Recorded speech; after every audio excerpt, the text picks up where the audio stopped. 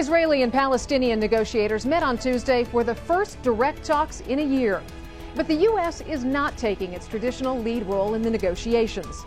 As the U.S. begins an election year, we ask what the future holds for America's Middle East policy. You're watching Inside Story Americas from Washington.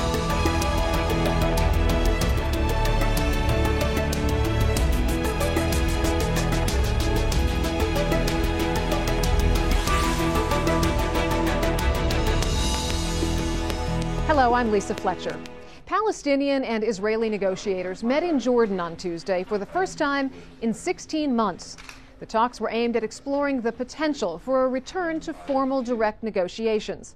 The last talks broke down in September 2010, with the Palestinians walking out after Israel refused to renew a freeze on illegal settlement building in the West Bank. The Palestinians say they won't negotiate until Israel stops building settlements and recognizes a two-state solution based on the 1967 borders. The Israelis say they will only negotiate without preconditions. For the past 2 decades, the United States has traditionally acted as the mediator between the two sides. But circumstances are changing fast. Firstly, the Arab Spring has seen regime change in several countries. But President Obama was hesitant to back the protesters, certainly in Egypt. And this may have damaged the U.S.'s dominant position in the region in the eyes of some. As America begins an election year, there are questions over whether President Obama is likely to or capable of pressuring either side back to the negotiating table. And lastly, no major breakthrough was expected from Tuesday's talks, particularly after the failure to achieve a peace accord within a year, a promise Obama made in September of 2010. Rosalind Jordan has this report about the U.S. efforts in trying to achieve a peace deal. When Barack Obama became president in January 2009, one of his goals was to bring peace between the Israelis and the Palestinians. 3 years on, the U.S. president is no closer to reaching that goal. The president did launch a face-to-face peace process between the Israelis and the Palestinians in Washington in September 2010. But the process fell apart in several weeks because the Palestinians objected to the Israeli decision to lift its moratorium on construction of settlements in the occupied West Bank. Thus, settlement construction continues to this day. The Palestinians say that there's no point from their perspective of going back to peace talks unless the Israelis stop the settlement construction and unless the Israelis agree to negotiate along the pre-1967 borders with agreed land swaps. In the meantime, the Palestinians have gone to the United Nations in hopes of trying to get recognition for a Palestinian state, a move which both Washington and the Israelis object. The Israelis, for their part, say that they are ready to start talks again without preconditions, and that is the goal of the meeting between the Israelis, the Palestinians, and the 4 members of the quartet, Russia, the United Nations, the EU, and the U.S., taking place in Jordan.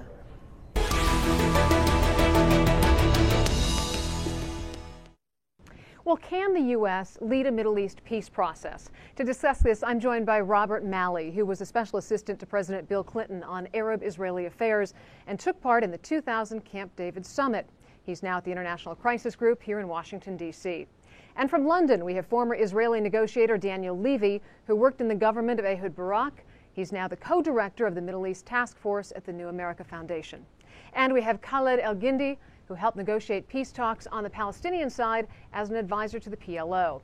He's now a visiting fellow at the Brookings Institution. Gentlemen, thank you for being here today. Thank you. So, by most estimates today in the peace talks, it's really more about getting back in the saddle than a serious conflict resolution. But is the U.S.'s lesser role in what a lot of people are just calling an exercise in treading water at all attributable to the fact that this is an election year and there is a tremendous amount of pressure on President Obama to be pro-Israeli? I mean, I'd say first, this whole exercise is surreal. I mean, you have parties who are at an event that they don't even believe in. The Palestinians who've said now for months that they won't even attend talks unless they get a settlement freeze and unless Israel accepts 1967 as the base of negotiations, who are now going supposedly to talk about those conditions. Israel, which rejects those conditions, but is going there anyway because it wants to show that it wants to have talks. And both parties apparently doing this to please the Jordanians who invited them and the Americans and others who have put pressure on the Palestinians to attend talks. But nobody who's engaged in this effort seems to believe in it, which really begs the question about why we continue over and over again to do something that is virtually bound to fail. And even if it were to succeed, in other words, even if people came out and said they had a good meeting, would not translate into anything better for Israelis or Palestinians. And the Americans taking a back seat, yes, I think it's partly because of elections, but not really. I think the main thing is the White House itself doesn't believe that anything is going to come out of this. It wants to see it happen. It's been pushing for this to happen.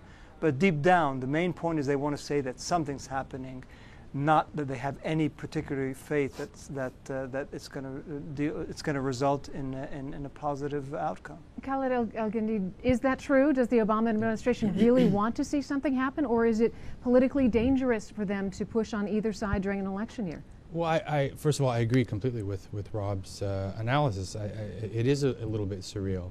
I think the United States does want to see something happen. I don't think that they're in it whole hog, so to speak. I think that they don't actually know how to go about putting together a successful process. I think they've tried everything, and everything's failed. The problem, as Rob pointed out, is that they've tried everything that has already failed in the past, and of course this sort of smacks of more of the same. So at the end of the day, it's really just about something that they can call a process, that they can point to, that it's not dead. There are already people who are talking not just that the peace process is dead, but that the two-state solution itself, that they're declaring it dead. So I think it's important for the administration to have something to hang their hat on. Without the risks that are involved, the political risks of being directly involved. Something to hang your hat on, which at this rate is going to be very small, is very different from what we heard 4 years ago. U.S. President Obama has changed his tone on Israel since first taking office. Just a few months after being sworn in, he criticized Israel's settlement construction in a seminal speech in Cairo, something he now seems unwilling to do. So let there be no doubt. The situation for the Palestinian people is intolerable, and America will not turn our backs on the legitimate Palestinian aspiration for dignity, opportunity, and a state of their own. The borders of Israel and Palestine should be based on the 1967 lines with mutually agreed swaps. America's commitment to Israel's security is unshakable. Our friendship with Israel is deep and enduring. And so we believe that any lasting peace must acknowledge the very real security concerns that Israel faces every single day. Daniel Levy, back in 2008, we saw a president who was very free to widely range on these issues. He was just in office. And as time has worn on, we've seen how his position has changed. What's going on here? And more specifically, can you define what the U.S. policy is on Israel? Well, I think from the beginning, you may have seen a greater priority accorded to this issue, and you may have seen more freedom of maneuver for the president. But what you never saw was a willingness to review what had been done in the past, why the peace process was failing, and what needed to be done differently. And you never really saw a different approach from the Obama administration. I think it's perfectly understandable and natural that a closer one is to an election, the more boxed in by domestic politics the president is on every issue, including on this issue. This is an issue which is sometimes considered to be the third rail of American domestic politics. I think that's sometimes exaggerated, but nonetheless, the president, I don't think, is going to expend political capital on this in 2012, which is precisely why I think the administration would like to park this issue, and the convenient parking place is called the peace process. It may sound strange, but I think doing justice to the intelligence of your viewers, there is an inverse relationship between the amount of peace process there is and the amount of progress there is to actual peace. So I think, yes, the Americans would be delighted if talks resumed, if the process resumed, and if nothing happened. The alternative, which is change, which is possible end of occupation, possible dignity, is not going to come about through resuming negotiations, and I think everyone in the room today understands that. Your thoughts? Hard to disagree. No, I'd agree entirely with what Daniel just said. I think that's, and I think part of where the Palestinians are today is they seem to some extent to be addicted as well to this notion of a peace process, and I must admit it's hard to get out of it because everyone has invested so much in it for the last 20 years, even though it's yielded very little. But you get used to something, it provides some benefits to everyone. I mean, the Palestinian Authority is alive in part because of the peace process. Israel derives some international credit because of the peace process. The U.S., as Daniel and Khaled just said, also has an interest in showing that something's happening. So everyone is in some ways addicted to this process and finds it hard to withdraw. For the Palestinians, they've been contemplating withdrawing now for some time. And it's when you hear President Abbas talking about reconciliation or going to the UN or even disbanding the PA, those are three alternative roads to what we have described now as sort of this pointless exercise in diplomacy. But it's a very risky adventure for him to embark on and a break from his political trajectory of the last several decades. Either one of them, if he truly goes, or if the Palestinians truly go towards reconciliation, it entails consequences in terms of their relationship with Israel and with the U.S. If they go to the UN or to internationalization, it also has consequences in their relationship towards Israel and the U.S. And likewise, if they were to change the nature of the Palestinian Authority. Those are alternatives, and the feeling one gets is that the Palestinians right now, the leadership in Ramallah, is contemplating these alternatives, finding it quite risky to go there, tipping their toe, but not yet ready to take the plunge, as I say, for legitimate, understandable reasons. But hanging on to this peace process, in my view at least, and I think it's the view of our my two colleagues here, is probably not the best place to be. Well, Khaled, if I could jump in, Lisa, with... Sure. Because I think, in the context of everything we saw in 2011, in the context of the Arab awakening, I think the other question, of course, that many people are asking, and the other option to add to Rob Malley's list, is do the Palestinians pursue unarmed, popular struggle, a kind of civil rights, political rights struggle against the occupation? And that, of course, is something else that's on the menu and something that is also being toyed with. But I think 2012 has begun as 2011 went by, which is real strategic confusion when it comes to what it is the Palestinians are trying to achieve, or at least the tools that they are deploying to go about achieving their aspirations and their freedom. And I don't think anyone quite honestly looks at what happened in Jordan and sees that as the way forward. Well, this conflict wouldn't be going on for 2 decades. This wouldn't be, if this was an easy process, it would be solved already. But, each side has to give up something. We're talking about meaningful discussion. We're talking about negotiation. The very definition of that is giving up something that is valuable. And when you look at these, Khaled, I want your opinion on this.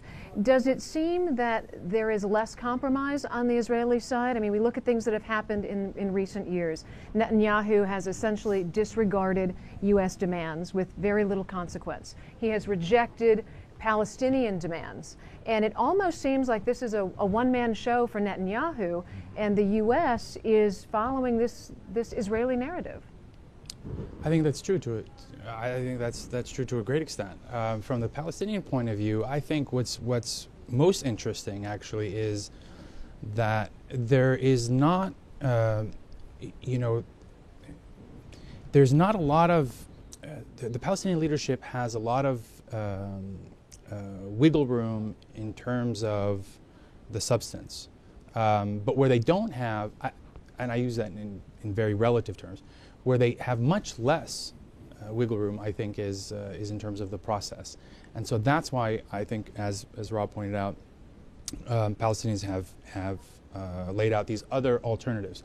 What makes it all the more surreal is that they're pursuing them in parallel, that they're pursuing things that are in tandem with a negotiated two-state solution and things at the same time that seem to go against that goal. By going to the UN, for example, and by pursuing... does it go against the goal, or does it improve their leverage in terms of involving the international community? It improves their leverage, but the ultimate goal of where these things might go, if you take them to their logical conclusion, if for example, on the reconciliation front, Palestinians pursue reconciliation, if they're forced to forego international aid. Palestinians understand the risks involved to this PA that they've invested so much in, that the PA itself could be a casualty of that decision. And so they're sort of taking these steps towards seemingly contradictory ends, I think because of this strategic confusion that Daniel pointed to. They don't actually know, they haven't made a strategic choice about which direction they want to go in, and they're sort of keeping all options open. I think paying homage to the peace process allows them to deflect pressure, but it also keeps that option on the table. If and when the right conditions actually materialize to allow for a successful process. In the meantime, they're pursuing these other options that they may not be that inclined to pursue. I don't think that the Fatah-dominated leadership of the PLO is all that keen, really, to have a power-sharing arrangement with Hamas. And at the same time, I don't think that they're that keen on annoying the international community by going to the UN and possibly risking their own international aid and support. So I think they're keeping those options open because the main thing that they would like to pursue, which is a negotiated settlement, is not showing any sign of success.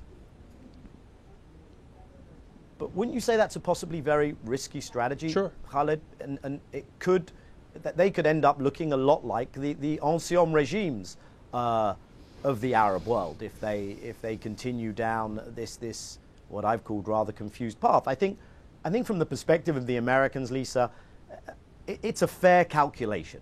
I think it's a fair calculation on the part of President Obama to say, I look at this party and I really don't know what they want. They go to the UN, but they don't really follow through with the UN. They claim they want negotiations, even though I know exactly who they're sitting next to. I know how difficult it would be to get anywhere with the current Israeli government. Even if I wasn't hemmed in by my politics, how much effort would it take for me to really move this forward as the President of the United States? I would have to be in an ongoing standoff with the Israeli leadership. I would have to be working with a divided Palestinian leadership in a region that is in flux, and I've got an election. So I think in that respect, one should perhaps be looking beyond an American-led process and really asking the parties themselves what they want. I think what one can fairly ask for from the Americans, much more than leadership, is how do you stop being an obstacle to progress?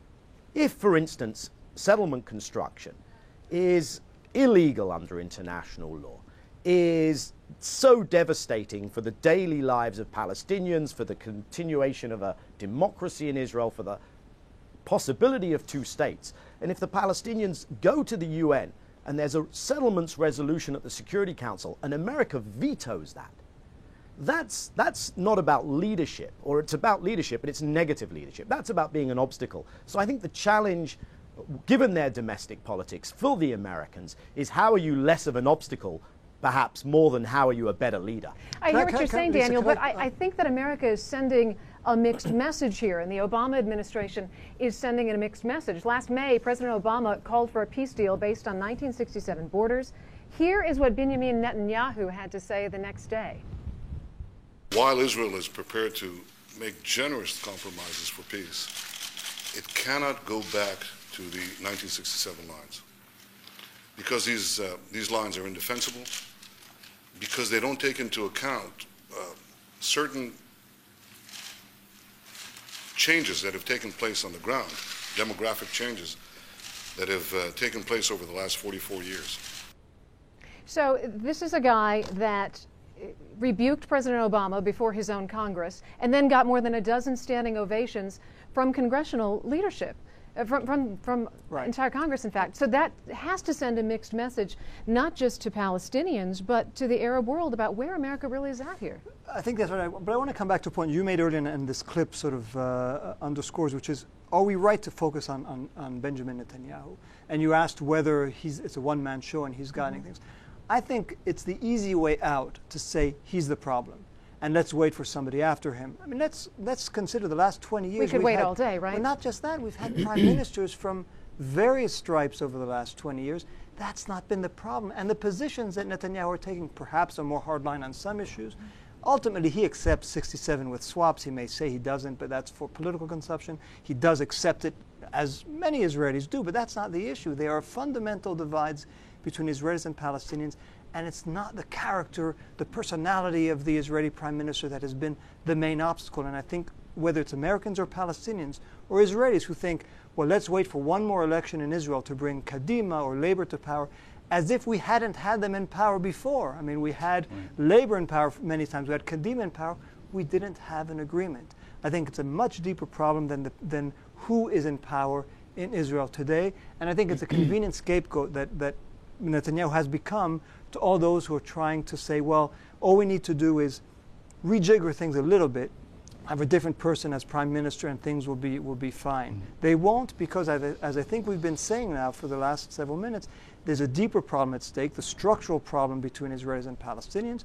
Neither side today views the peace process, let's call it that, as being the way, deep down, as being the way to resolve what they're looking for.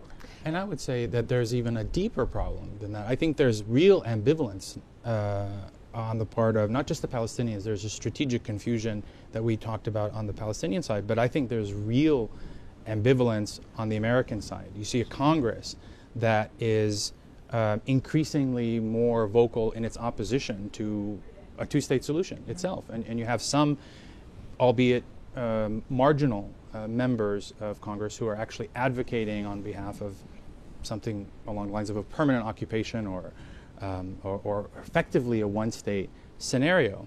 And you have this ambivalence also on the Israeli side, where they're pursuing one end and its opposite at the same time, paying lip service to a two-state solution, but doing everything on the ground that contradicts that. So I think there's a much more deep-seated sort of ambivalence about the whole notion of a two-state solution. And I think that to the extent that any clarity might come about, it will be at that level. It will be clarity not just with regard to a process that might work, or a new mechanism, or a new, but we might see the makings of a whole new paradigm for how to resolve this conflict. I want to get back to something Daniel touched on earlier, and that is the influence of the Arab Spring. You know, we've seen the uprisings in Tunisia and Libya and Egypt, and the changes that have taken place, and the opposition to, hegemonic control and autocracies. And I'm wondering, do all these changes recalibrate the thinking as it applies to Palestine and Israel? Does it change the way? Does it change the moral equation for the United States? I think it should. I'm not sure that it has. In many ways, it's been the dog that hasn't barked. Daniel made the point earlier about, will we see popular resistance? We haven't really. We've seen some signs of it, but it hasn't gone very far. But if tomorrow you were to have massive popular resistance in Palestine, and Israel were to react the way those in power tend to react, which is with an excess use of force, that would certainly put the U.S. in a very, very awkward situation. Do they back Israel in repressing the kinds of uprising that they have said they welcome elsewhere? We haven't seen it. I don't know that we're on the verge of it. I don't get the sense of it. But certainly that would be a game changer, not just in terms of Israeli-Palestinian relations, but in terms of America's choices about how it wants to be viewed and how it views itself. But this is a moral question. Is it being discussed behind the scenes? And all three of you guys are insiders. By who? By the Americans. It's not right now. It doesn't seem to be a scenario, but go ahead. Daniel? Well, I think the fact that Jordan hosted the talks today is fascinating in the context of the Arab Spring. It was just a year ago, January the 6th, 2011, it seems like ancient history, that President Mubarak hosted Prime Minister Netanyahu in Sharm. And the talks have stuck. Abbas isn't talking to Netanyahu. The Americans aren't sending their then envoy, Mitchell, anymore. And Mubarak tries to keep the peace process going. And I think what you saw today, to a certain extent, was the Jordanians assuming that mantle of trying to keep the peace process going. Jordan is not Egypt. The Jordanian monarchy has a different relationship with the Palestinians, and I don't think that is going to end up being the Jordanian role. But All right, it was we're going to have to fascinating leave to it see at... one of the unchanged regimes. All right, doing Daniel, that. thank you, gentlemen. Thank you. We're going to have to leave it at that. We are out of time. Thank you. That's it from our team in D.C. But we want to hear from you. Tell us what stories you think we should be covering. Send your ideas directly to us at InsideStory@AlJazeera.net.